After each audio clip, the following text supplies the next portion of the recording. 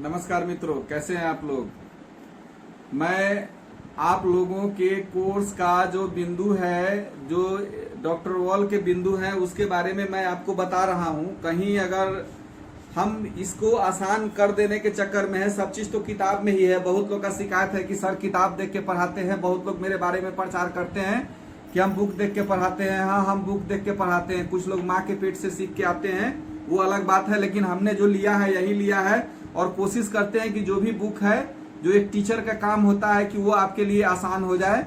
और उसी आसानी के क्रम में मैं आपको कुछ क्या बोलते हैं कि आपको आगे दिक्कत ना हो, आपको ट्रीटमेंट में समझने में, इसलिए हम लोग पथ प्रदर्शक का काम करते हैं। उसके हिसाब से आपको हम बताने का प्रयास करते हैं। इसी क्रम में मैं आज आप लोगों को अगले बिंदु के बारे में जानकारी देने जा रहा हूं। वह स्किन डीजेनरेशन मेरिडियन का बिंदु है SK2। SK1 के बारे में मैंने बताया था कि लोअर एक्सट्रीमिटीज में कहीं दिक्कत हो जाए, इंक्लूडिंग पीठ, तो आपको प्रयोग करना है SK1 का।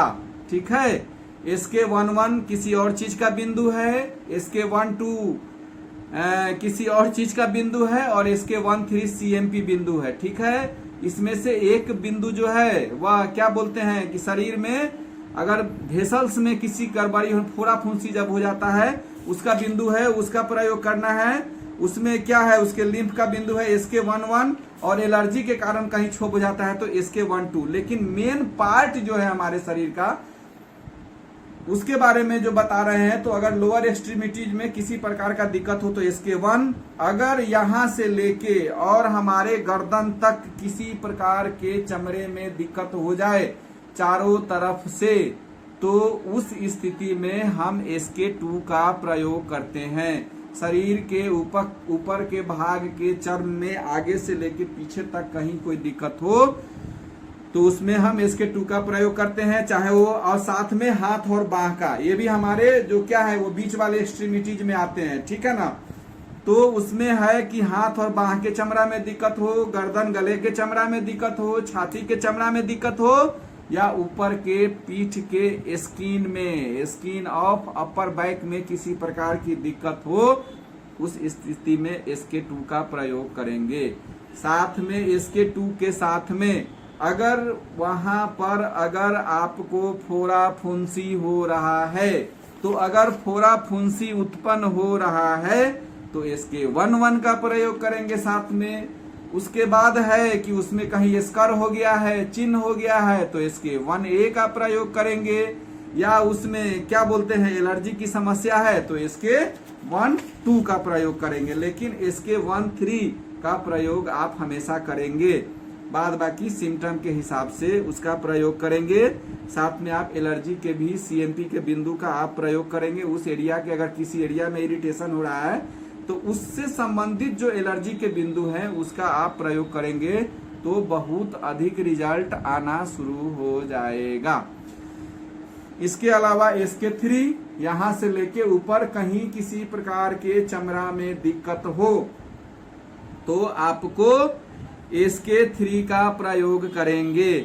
इसके अलावा एक बात याद रखिएगा कि अगर किसी को डिलीवरी के बाद अगर पेरू में, जांघ में स्क्रैच और धारी बनना शुरू हो जाता है, तो पेरू और पेट कहाँ है, तो SK1 के एरिया में है।